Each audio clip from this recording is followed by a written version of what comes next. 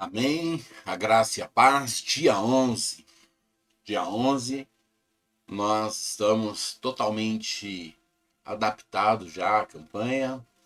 O jejum já não é mais uma questão de luta em si, porque se você está desde o primeiro dia até hoje mantendo o seu jejum de forma regrada, correta, ele vai ficar até fácil dentro da medida do possível, porque o seu corpo adapta.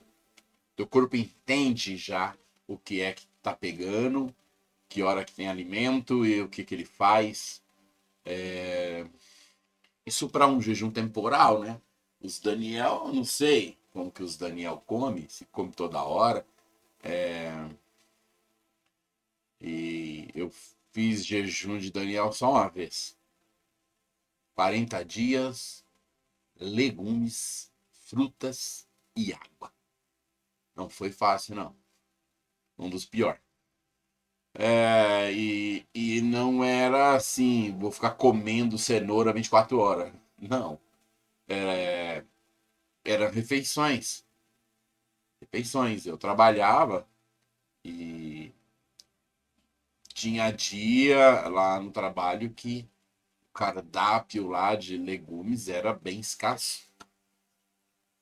Então eu não posso necessariamente dar um palpite aqui como é que estão aí os Daniéis, né? Os jejuns de Daniéis. E o temporal não. Você mantém uma regra, né? Você vai almoçar, teu corpo vai entender, esse cara só tá almoçando. Então, vou me ligar aqui, vou distribuir essa comida aqui do jeito assim, assado, assim, assado. Tem uns que diz, tá, toma um café e almoça. Beleza, então você, opa, vou. Até aí, né? Ok, então dia 11 já não é mais o problema. E você tem que focar muito agora na oração. Porque a oração não é que nem o jejum. Seu espírito nunca vai acostumar a orar, por quê? Porque o seu espírito sempre está pronto. Porém, a sua carne sempre é fraca. O Senhor diz ali a Pedro, naquele momento de tentação, é a revelação da humanidade. O espírito, na verdade, está pronto, mas a carne é fraca.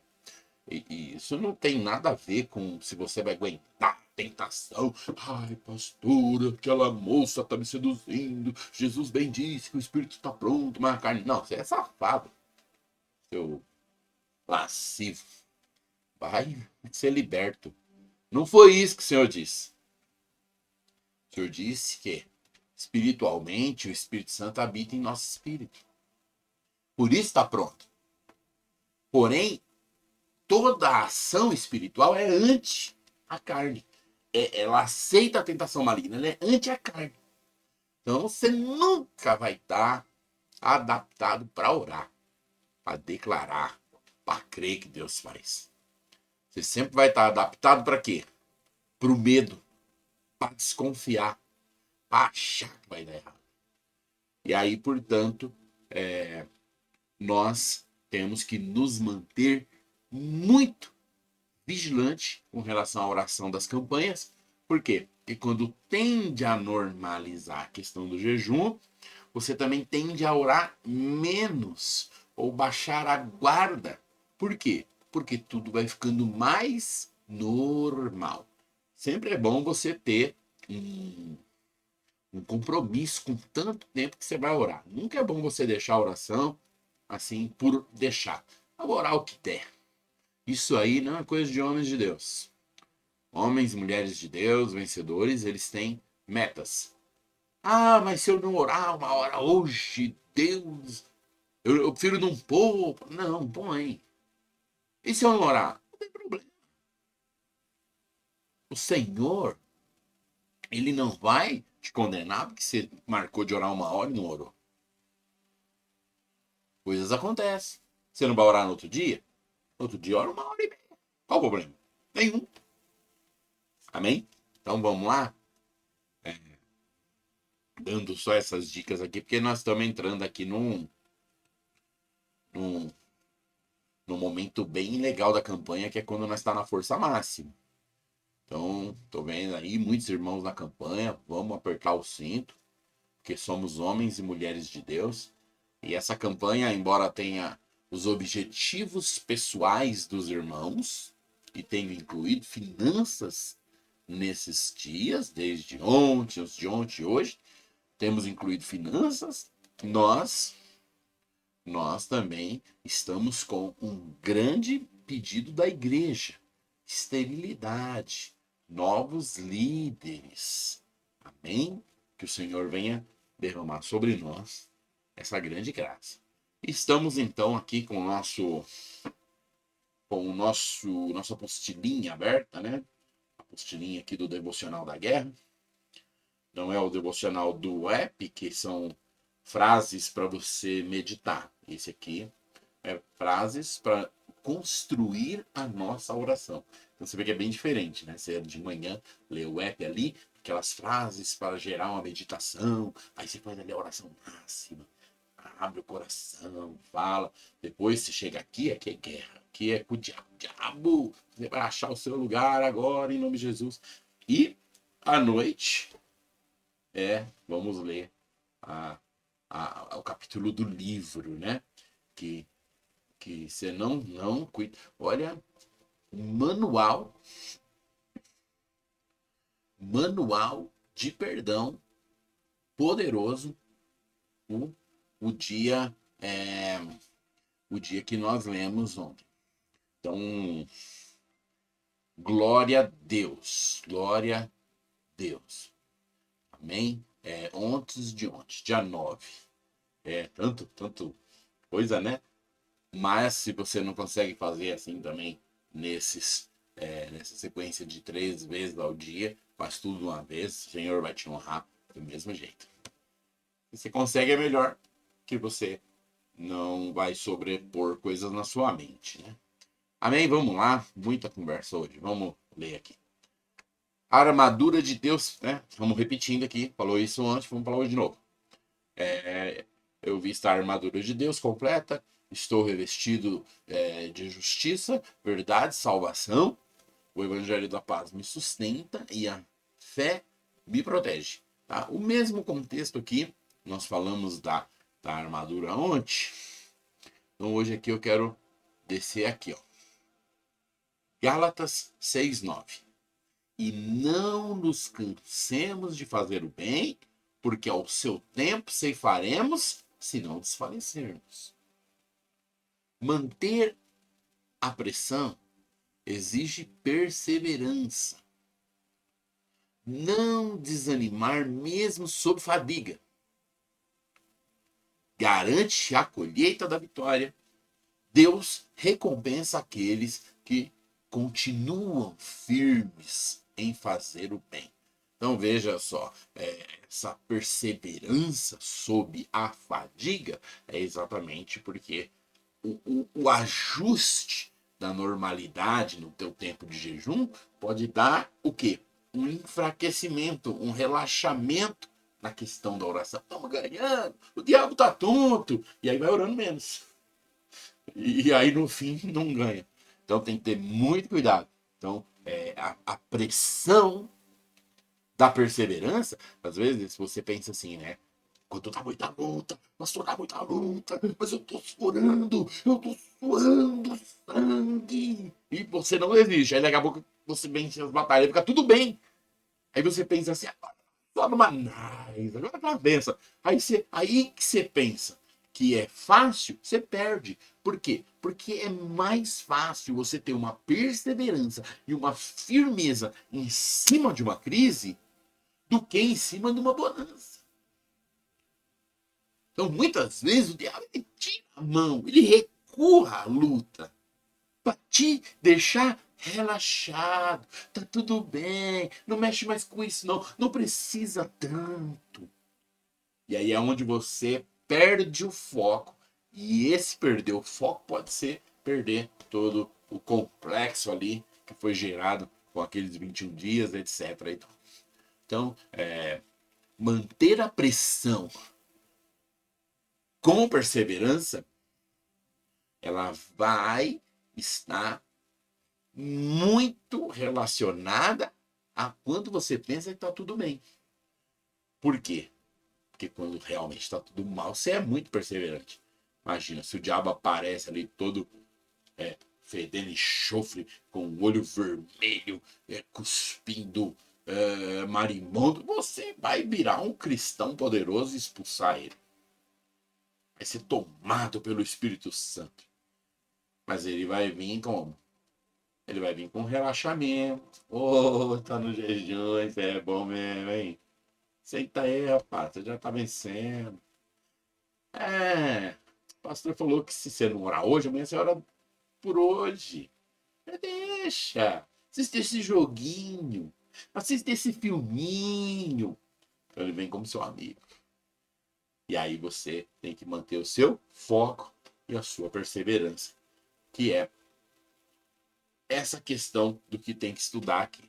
As palavras, as afirmações, olha, perseverarei e colherei a vitória. Então veja só, nós quando trabalhamos para o Senhor, nós não trabalhamos para ser salvo, porque nós somos salvos pela fé, pela graça mediante a fé, aliás. Nós quando trabalhamos para o Senhor, nós não trabalhamos para agradá-lo, porque Cristo é nossa justiça e ele já está satisfeito e agradado. Somos filhos amados. Amém. Então, quando nós trabalhamos para o Senhor, nós não trabalhamos porque devemos trabalhar. Não devemos. Não. Quando os fariseus disseram ao Senhor Jesus, diga a esses homens para calarem, porque os homens estavam dizendo, Hosanna ao que vem em nome do Senhor. E ali os fariseus falaram, digam a eles que calem. O Senhor disse, se calarem eles, as pedras gritam. Então, meu amigo, se você trabalhar, glória a Deus, hein, trabalhador. Mas se você não trabalhar, Deus vai pôr uma pedra no seu lugar. Não pega esse barco da importância. Nós somos aqueles que o Deus vivo chamou. Só somos. Uma parte somos. Mas não com essa importância toda. Se eu for, o Deus vivo tem. Se eu não for, o Deus vivo está frito. Se eu não for, a pedra vai. Eu vou te falar, hein? Perder para uma pedra é dureza, hein? Vamos lá, então. Se nós não trabalhamos para o Senhor, para ser salvo, para ser aceito, nem porque Ele chamou, nem para ter bênção, muito importante que você saiba disso. Você sabe que algumas pessoas nem querem orar por finanças, porque ensinaram para elas que adianta orar por finanças se ela não é dizimista e ofertante. Aí ela fala, nem mexo com isso. Ei, deixa eu te falar um negócio. Se para Deus te abençoar, Ele precisa que primeiro você dê ofertas e dízimos, então Ele não vai te abençoar, Ele vai te pagar pelo que você fez. Ele vai te retribuir tua bondade. Aí não está errado Deus retribuir a sua bondade? Não, aí não é Deus. Então deixa eu te falar um negócio. Deus dá porque Deus é bom. Deus dá porque Deus é maravilhoso. Deus tem recursos inesgotáveis. Você quer? Você não precisa dar R$1 de oferta. Você não precisa dar nem 1/10 de um dízimo. Que é 0,1%, eu acho. Não precisa de nada disso. Só pede. O Senhor diz, pede, recebe. Busca, acha. Bate, encontra. Não diz dê. Faça isso. Agora eu falei, não. O Senhor não nos pede fidelidade para que Ele mostre a dele. Ei, não tem isso. Então, se você quer prosperar, pede a Deus prosperidade. Mas olha como é que fica essa questão da oferta, dos dízimos. Deus tem sempre os seus. E as pessoas que fazem isso fazem por anos. Quando você achar as pessoas que não fazem, você vai achar muitas explicações.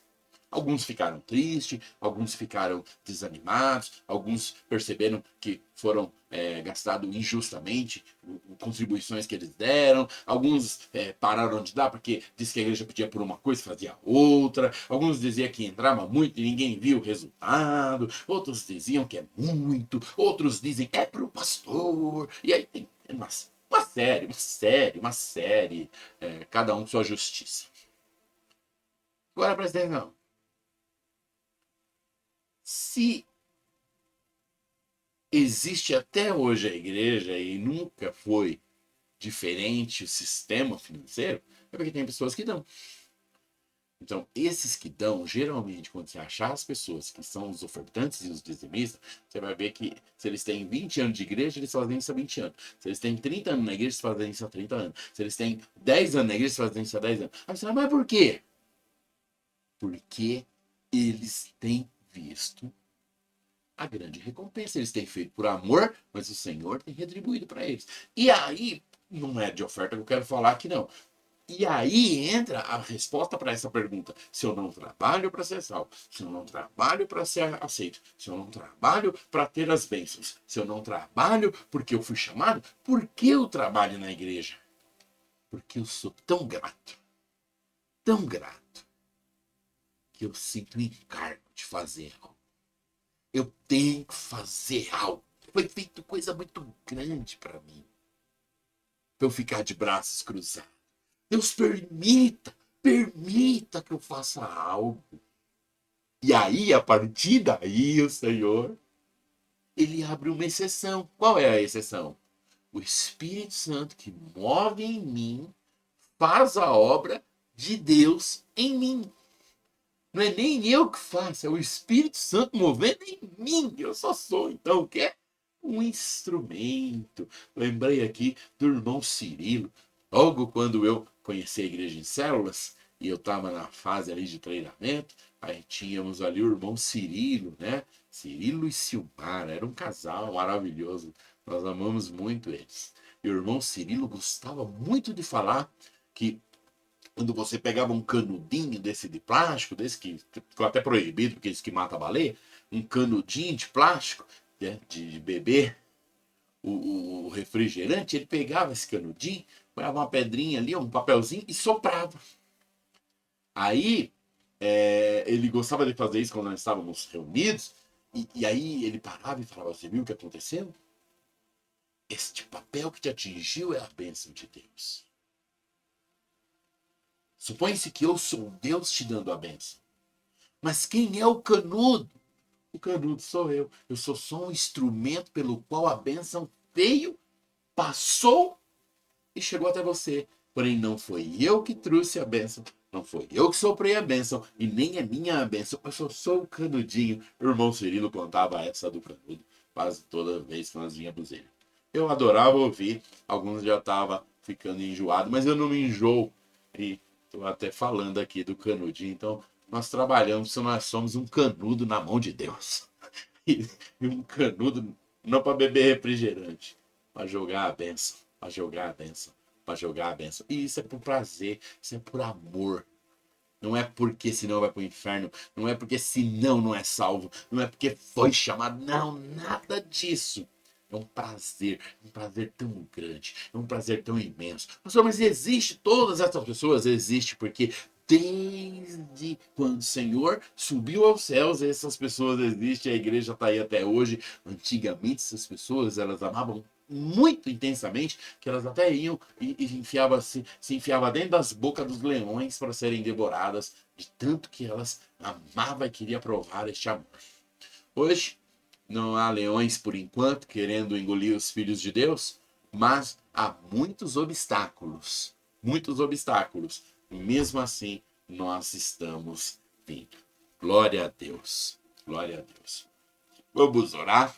E a nossa oração, então, vai trazer aqui essa base, olha, sobre toda a esterilidade, sobre toda infertilidade, sobre todo vazio e improdutividade. Declaro vida abundante, frutificação, multiplicação, porque o Senhor faz florescer até mesmo o deserto seco. Declaramos em concordância que o estéril florescerá, o vazio será preenchido, o infrutífero dará frutos e haverá colheita abundante, pois nosso Deus é Deus de multiplicação. Ei, pega essa. Nosso Deus é Deus de multiplicação. Eu quero orar. Oh Deus, tu és Deus de multiplicação.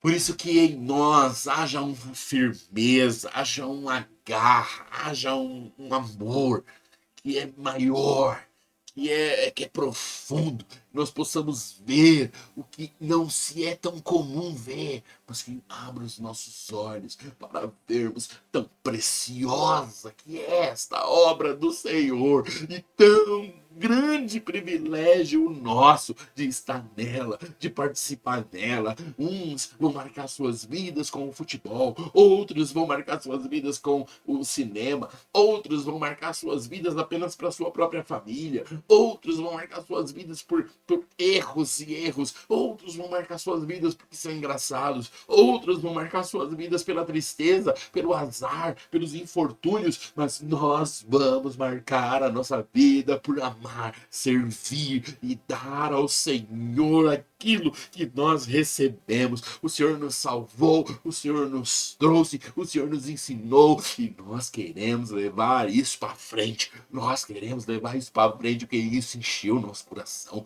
isso nos ganhou, isso nos alimenta, isso nos fortalece. Oh Pai Santo, reveste-nos da autoridade, reveste-nos de poder, reveste-nos de dons para que haja vida, haja provisão, haja direção, haja graça poderosa sobre graça, sobre graça, sobre graça, em nome de Jesus. Oh Espírito Santo, que a nossa oração, Senhor, venha a ser tão grande, tão crescente, que não seja 21 dias, que seja apenas o início com 21 dias, mas que isso avance, que isso prolongue, que isso prospere, que isso prossiga. É certo que voltaremos a comer normal, é certo que voltaremos a comer as coisas que não estamos comendo por alguns motivos do jejum, mas a oração, este buscar, este alinhar, não tire de nós, não tire de nós, permaneça em nós, permaneça o devocional, permaneça a oração, permaneça, ó Deus, essa bênção para que venha ser quebrada toda a esterilidade de visitantes nos nossos cultos, de visitantes nas nossas células, de visitantes, Senhor, que vão receber do Senhor através de nós, ou levantando o Senhor para ser como aquele canudinho, atirando aquela bênção, mas seja tu aquele que traz a bênção, seja tu aquele que sopra, seja tu aquele que envia para a pessoa certa. Nós queremos apenas ser um instrumento pelo qual a tua bênção vem, pelo qual a tua bênção vai e pelo qual a tua bênção alcançará outros. Ou em nome de Jesus, faça florescer o ministério de evangelização, de consolidação, de ministração, de pregação, de dons através de mim, dos teus filhos que têm nesses dias orado, buscado.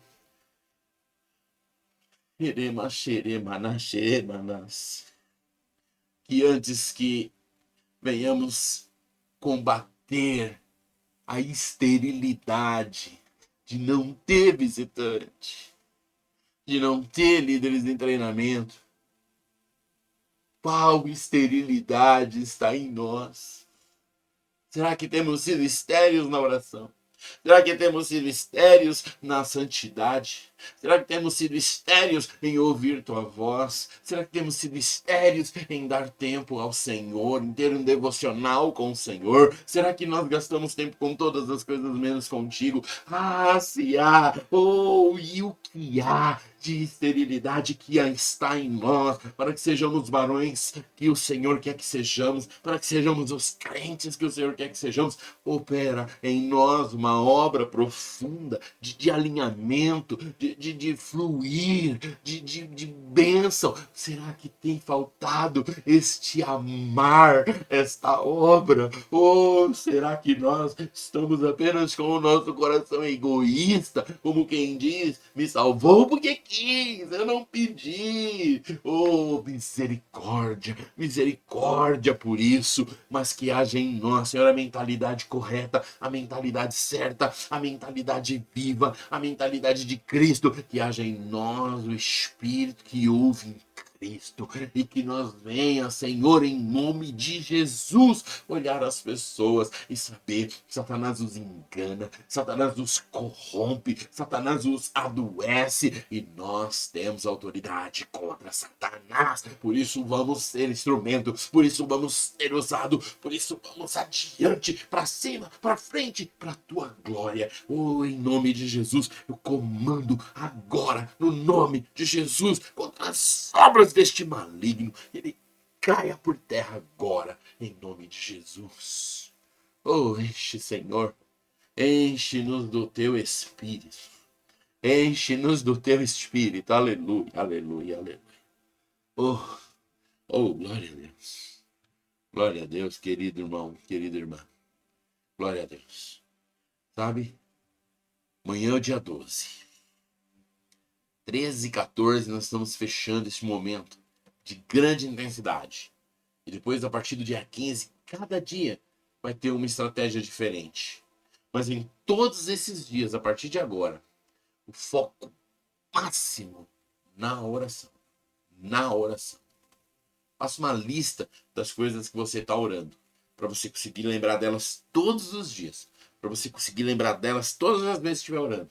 Se não quiser, você então ora em línguas. Porque o Senhor fará essa lista. O Senhor desenvolverá tudo para você. Orar em línguas edifica o Espírito. E ao edificar o Espírito, você ganha revelação. Orar em línguas vai liberar em você autoridade para poder e maravilhas. Orar em línguas potencializa sua fé para crer na cura. Orar em línguas pode te deixar no nível de crer em maravilhas e sobrenatural. Por isso, se você não ora, você precisa orar. Se é um filho de Deus, o Senhor diz que este sinal, orar em línguas, acompanharia aqueles que creem. Não é quem crê que pode orar em línguas, é quem crê em Jesus. Você crê em Jesus? Porque se você crê em Jesus, você pode orar em línguas. Mas esse é o assunto para outro dia. Então nós voltamos no dia 12. Que o Senhor te abençoe, te guarde em nome de Jesus.